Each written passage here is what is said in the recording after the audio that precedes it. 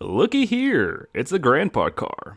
But not just any grandpa car, this is a 9th generation Chevrolet Impala SS where Chevrolet decided that grandpa still deserves some fun and crammed a 5.3 liter LS4 V8 transversely in the front of this thing. Scared, traction control off, party on.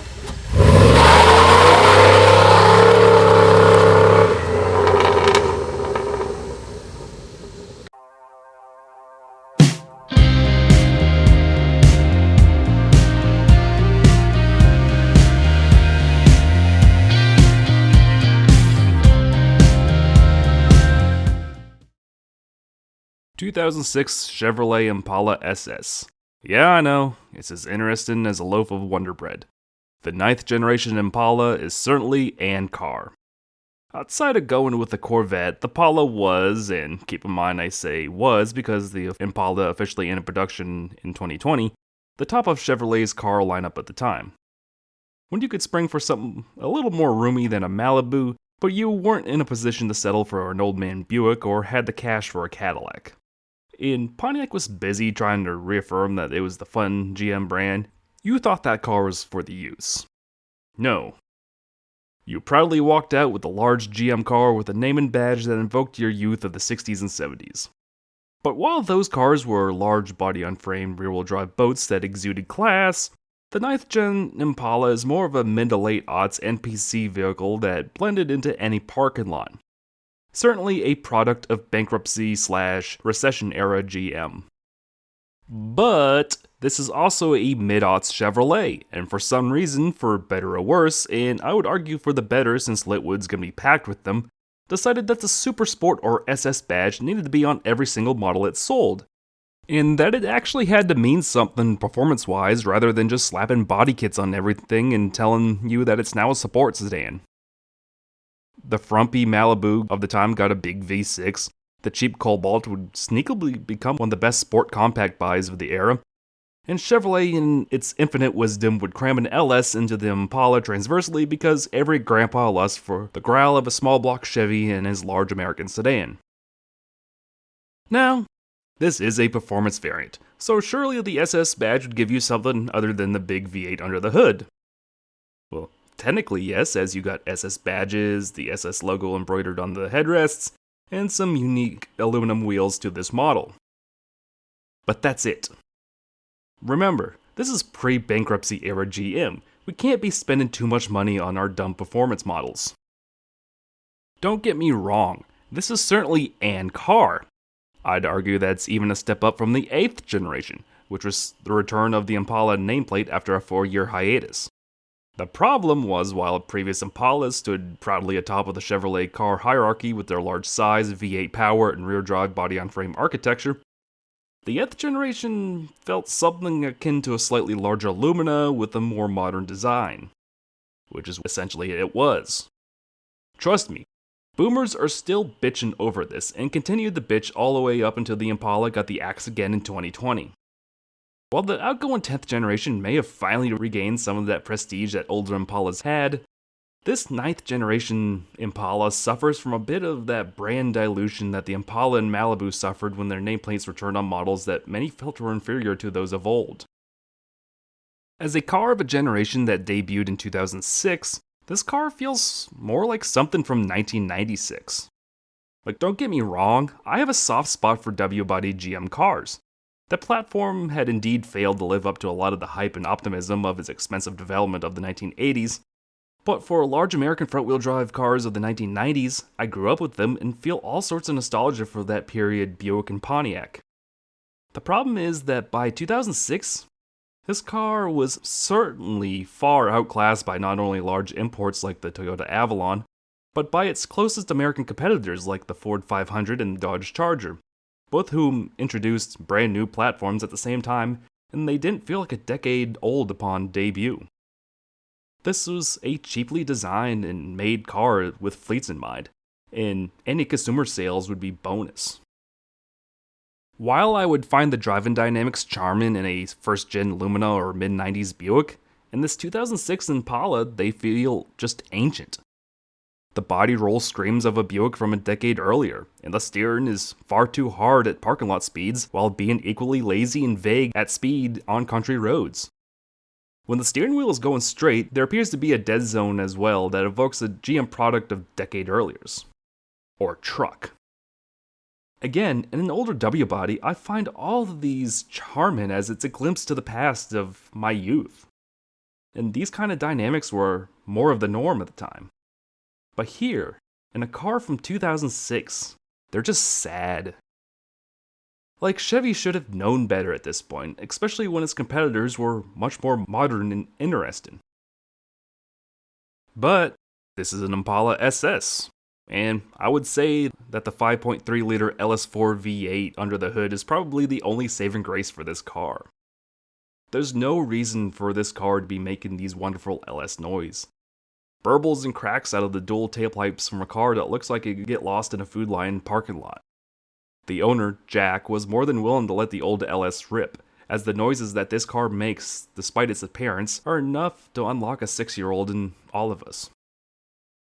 Unfortunately, this engine is also bolted up to GM's 4T65E HD 4-speed transaxle. That transmission itself is a beefed up version of GM's old 4T65, which was developed for the top-of-the-line performance models of the previous generation of W bodies that were using Buick's fantastic supercharged 3800 V6. Unfortunately for the Impala SS and its mid-aughts LS counterparts, the Chevrolet Monte Carlo SS, the Pontiac Grand Prix GXP, and the Buick LaCrosse Super, it's not exactly known for being, strong in these applications. So yeah, all of that wonderful noise emitted from the LS4, and you run the risk of breaking the transmission like Ross Chastain treats his Victory Lane watermelons. And to top it all off, the LS4 and the Impala SS had a rated power of 303 horsepower and 323 foot-pounds of torque. 0 to 60 times, I don't think they really matter in a car like this. After the SS was dropped following 2009, in 2012, the remaining two engines, the 3.5-liter V6 and the 3.9-liter V6, were replaced with GM's brand new 3.6-liter LFX high-feature V6, which produced, drumroll please, 300 horsepower and 262 foot-pounds of torque.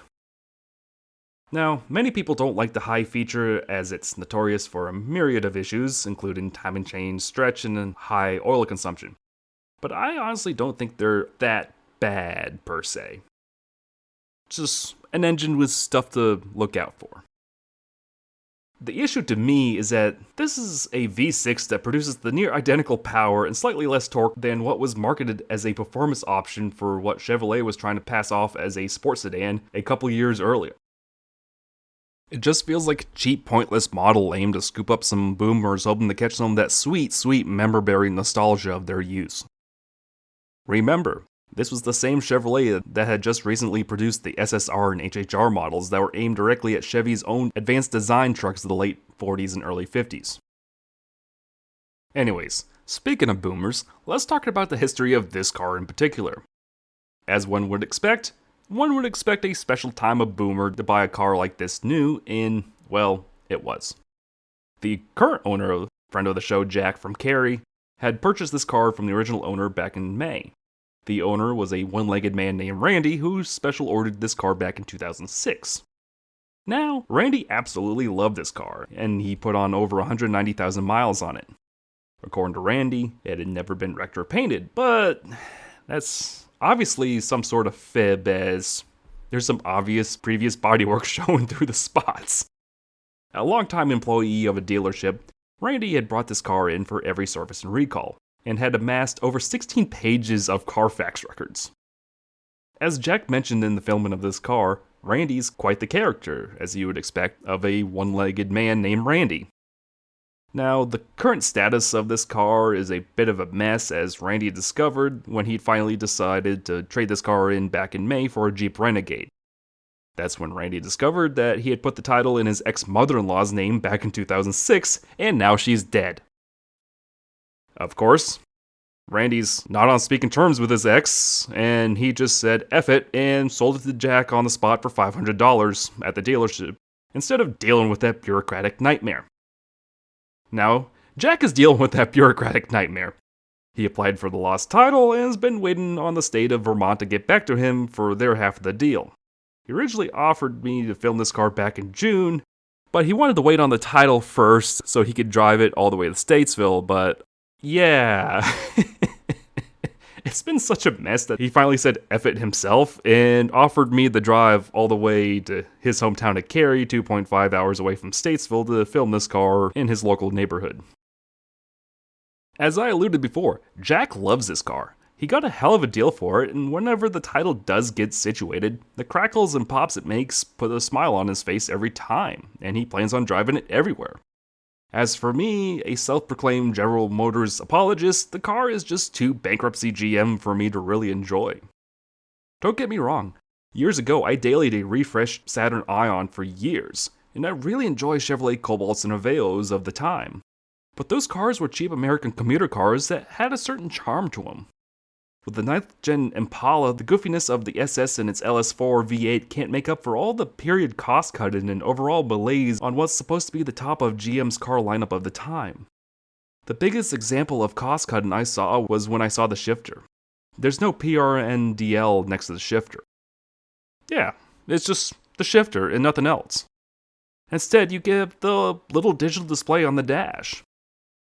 Chevrolet at the time would have liked to have had you think that this was just them all being future and whatnot by using the digital display in the dash only.